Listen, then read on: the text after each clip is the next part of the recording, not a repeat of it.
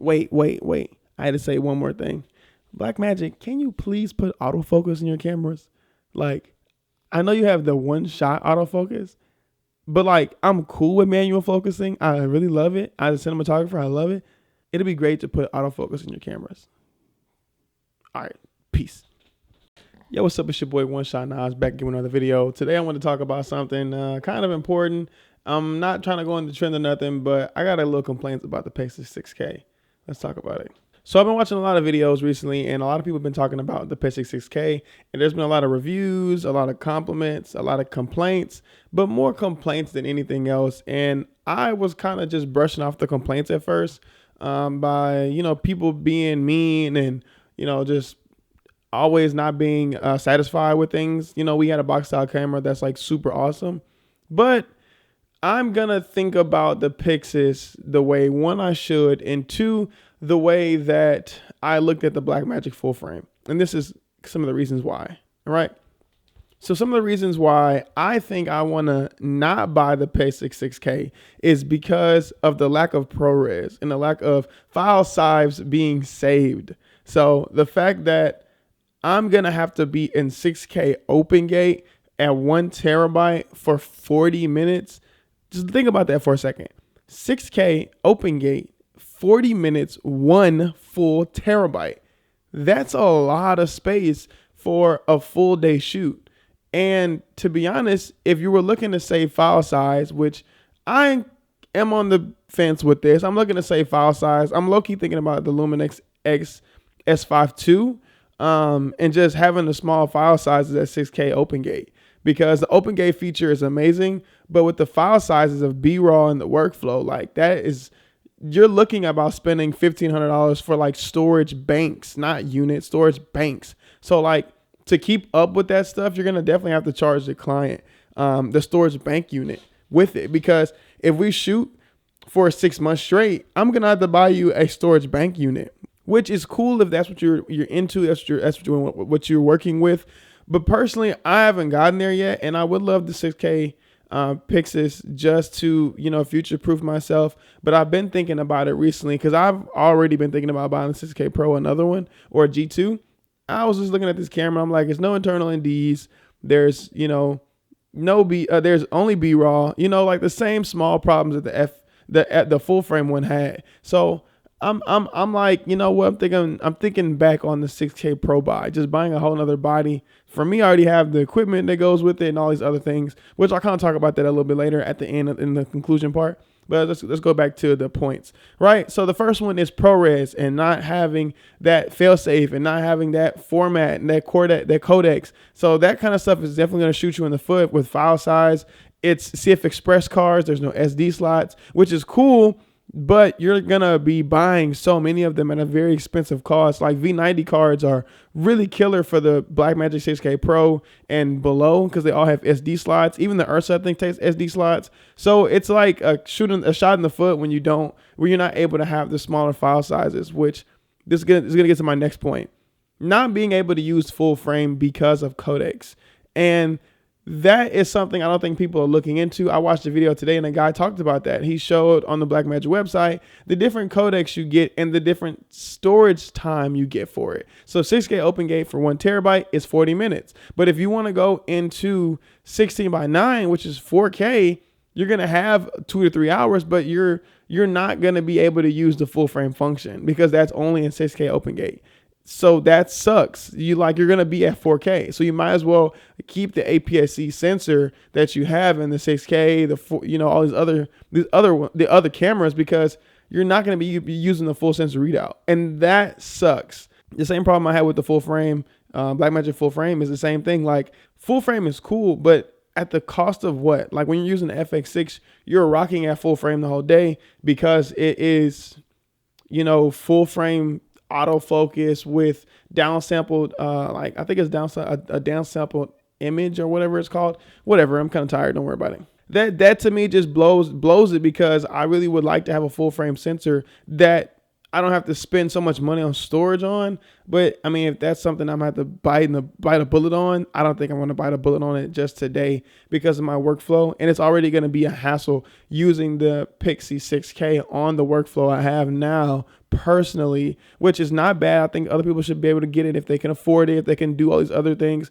But just to me, if you think about it, that's a lot of storage you're gonna have to back up with, which I personally would be cool on it.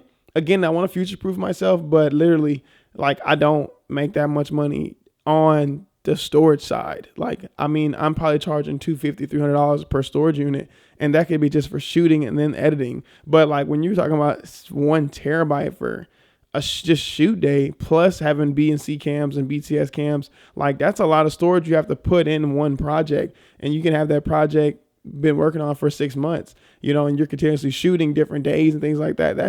It's just like not tangible for me personally. But I think if you still want to do it, just keep going. But that's why I'm talking about this. I want you guys to kind of see the complaint part, and I want to explain the complaints a little bit more and not kind of just blame these guys for just complaining. But the next point, the guys are just kind of complaining.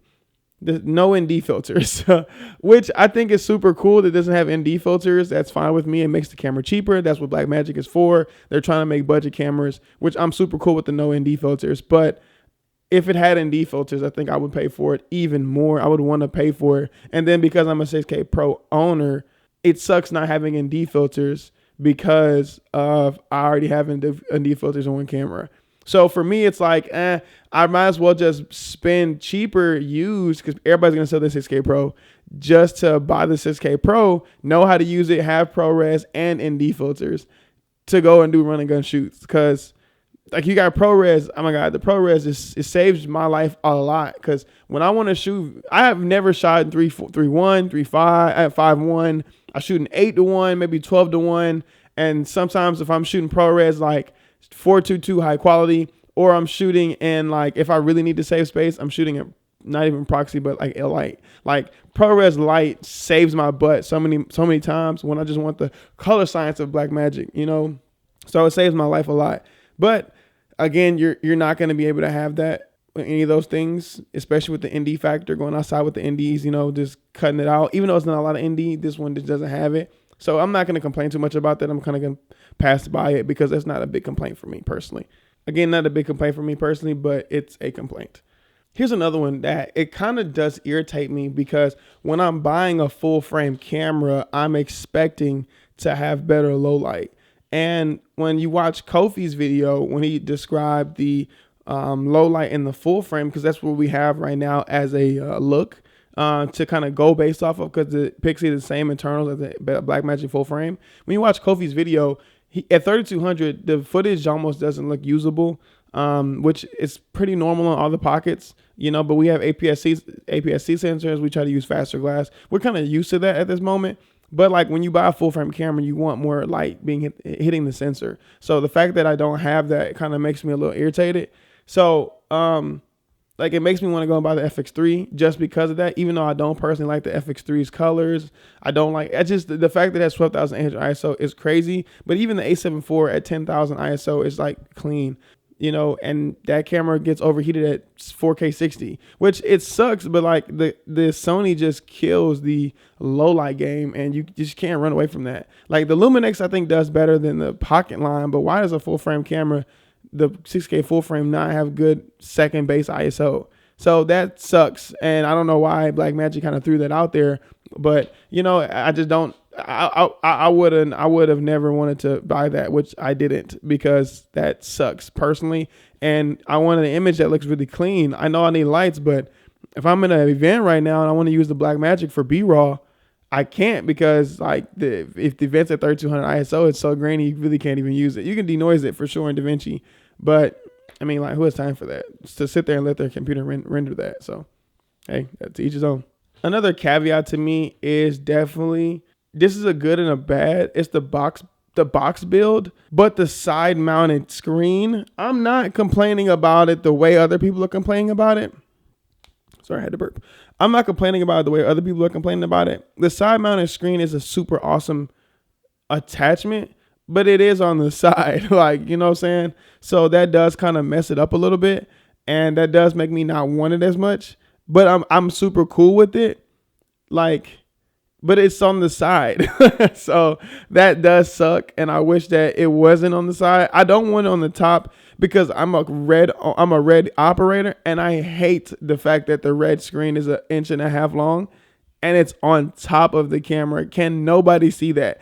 I personally like the Blackmagics in the back, where if I put it on the gimbal, I really don't need a second monitor on the side stringing to my gimbal. I could just put my camera on there and just put an f5.6 and just rock with it, because the big ass screen the big old screen I'm gonna keep that in there. But the big old screen on the back, I could just see what I'm supposed to be doing. And this is the problem with, which another problem I'm going to bring up is buying an SDI monitor. So now we have to buy an SDI monitor, but I also have to buy a long ass I now have to buy a really long SDI monitor cord to go from my gimbal to the camera, because I'm not gonna be able to see anything. And now my AC is gonna have to pull. And it's just, to me, it's just really weird, because like you're still bringing your head to the left when I want to bring my head straight to shoot on a regular gimbal and not have to have the ring. The ring is like super cool, but to me it's super inconvenient. It's super heavy. I've never used it. I've seen a guy recently when I was at a probate at TSU, Texas Southern. Dude had a ring. I think he had a Komodo on there, but like it just looks so uncomfortable for a very small shoot like that, where they're probably only paying you $2,000. And like that's just a very uncomfortable setup as an op for 6 hours. And I personally just wouldn't want to use the ring with the Pyxis 6K and a monitor that's SDI. Like, and the SDI is pulling at the gimbal. That's just my preference on the ring thing. I've never been a fan of the ring. That's just me. I like the gimbal setup with the camera on top, and it's free to flow. I don't like it banging side to side. That's why I don't rig up my gimbal on the Pocket 6A Pro, because I don't like how I can't shoot up, or if I can't tilt a certain way, if I can't do the 360 roll, I don't want to use it. Even though I don't do any of that stuff, I just don't like breaking equipment based on that aspect of it's too heavy, or you have to be, I don't like limits. Anything it's just limited. I don't like it. So that's a kind of a quirk for me personally. So yeah, the SDI monitor part, spending more money is another one. That's gonna probably be my last one. Spending more money again on CFast cards, on more storage banks, on more lenses, because now you're in the L mount. And if you weren't in the L mount before, L mount doesn't make really great photo glass, but L mount does have like Sigma on the side that makes stuff. But like most people are probably not going to buy L mount lenses for this camera, or the full frame one. They're probably just going to adapt to it. So then you're going to buy an adapter. You know what I'm saying? So like it's more expensive at the end of the day. Like if you calculated all these things, it's probably going to be around $5,000 for the camera. And I'm just thinking about it like, man, do I really want to spend $5,000 for 6K open gate at 1 terabyte for 40 minutes? No, I don't. I accidentally recorded a show. This is the versatility of the Blackmagic camera, the 6K Pro. I accidentally recorded a show recently. It was a 5-hour show, and I had it at 4K Ultra HD in ProRes at like light, and it was like 4 hours on it. I looked up, I had an hour left. I looked up, I only had like 30 minutes left on the storage thing, and I thought, oh, man, what happened? I had a 512 gigabyte V30 card in the Pro. But that's good, even though I personally didn't dump that footage, because I don't want to buy another storage bank for something that I kind of got secondary or security based. And I don't want to dump that. So imagine having the Pyxis back there and having to dump 1 terabyte for safety purposes. That's a lot of storage, and I might as well just throw that camera in there with the storage bank price, because I'm going to need it. So to me, it doesn't make any sense. I'm personally just probably going to buy the 6K Pro, man. I've been thinking about it. I've been looking online. As soon as the announcement came out, people just started throwing their 6K Pros, their Ursas on there, for $2,000. 6K Pro at $2,000. I bought it at that originally a year ago, a year and a half ago, when it kind of just was getting hot. Like it was a good camera when it came out, but it was like super hot around that time. And I bought it for that low. So I was like super great about it. Super happy about it. So I low-key might do that again. I might just buy the older camera and just go 6K. It's still 6K, still sharp image. It's APS-C. I can still keep my lenses. I'm AM/EF. I'm not switching lenses. I got the Sony Fx30. I've already put an adapter on that camera. It was $250 for the MC11 adapter. I got it caged out. If I really need open gate, man, the Pockets now, they do grid frames. So I'm probably just gonna do a grid frame in the middle of my interviews or whatever. Things, I mean, stuff like that. You know, like I'm rambling, but stuff like that. Like open gate is not, open gate shouldn't be expensive. And I understand it's super awesome, but that's one of those features that you really can just fix. You know, like the S5 II is probably like $1,500 now used. If you really needed it, just buy that. I love the 3:2 aspect ratio, but it's really not that big of a deal. At 6K, when you punch in, you still got a 4K look. So we still got a really sharp 1080p. I really don't care about that kind of stuff. My clients don't care, and they don't want to pay $1,500 for a storage bank. I'll tell you that right now. They don't even want to pay $500 for a storage bank. So that kind of stuff to me is like the biggest shot in the foot. So man, I'm not trying to complain. Like you see, my tone is not even the same. I was really excited about the camera and saying like I really wanted it. I really do want it, but at the price of that storage, that's just something I can't do. Maybe in 2 years I'll be able to do that, but I can't do that. And that was my thing about the FX6 too. Like for the FX6, like if you look at the FX3's file sizes versus the FX6, the FX6 does a terabyte probably in 40 minutes too. So it's like, and in both, but with the FX6 you can fix certain things to make it smaller, and then it's still not in RAW and only good to DaVinci, things like that. Like small stuff like that is really a caveat for certain people. You know, B-RAW is amazing codecs. I love B-RAW. I love the colors. I love the option. But when you're with somebody who does Premiere, or you're with somebody who uses Final Cut, they have to buy a plugin to use it, and that's a bad thing. So ProRes, you know, being safe without being sorry. To me, this is B-Cam talk. I'm gonna probably buy the same identical camera, bro. Like, I've just been in here thinking about it, and I watched that guy's video, and I was like, yeah, man, I think that I'm going to go ahead and pull the trigger on that, and this rock one camera originally like I was going to do on the gimbal. Rock one on the gimbal, one on, easy rig, and just go from there, because the Pyxis 6K Pro is really not even that heavy enough. It's not too heavy. People can still go handheld with it, and it does have good gyro stabilization. I already have the Canon EF 24-105 with stabilization.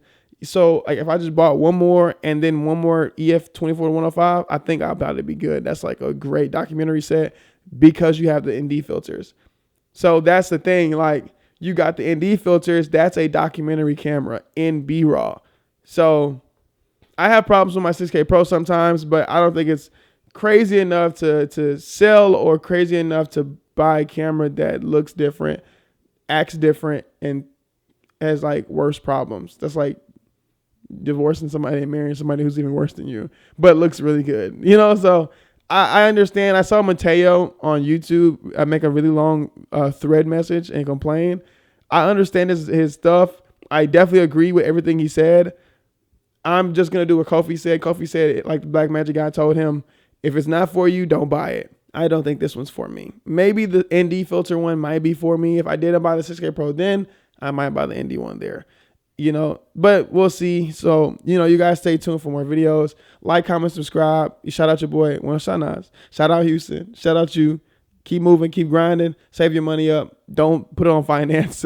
Save your money up, keep going, and try not to complain too much. But don't have buyer's remorse, because buyer's remorse shoots you in your foot, and you're at home like, damn, I really bought this crap. So buy something you're really going to love, and keep going and keep shooting. All right. Peace. Shanaz.